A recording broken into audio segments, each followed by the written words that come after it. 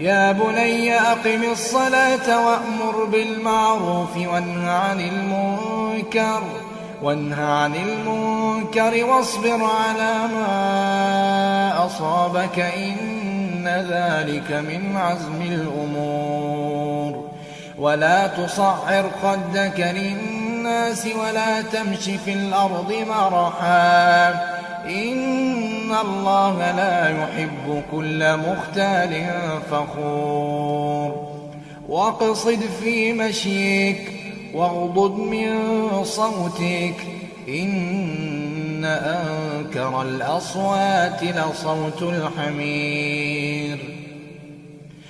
ألم تروا أن الله سخر لكم ما في السماوات وما في الأرض وأسبغ عليكم نعمه ظاهرة وباطنة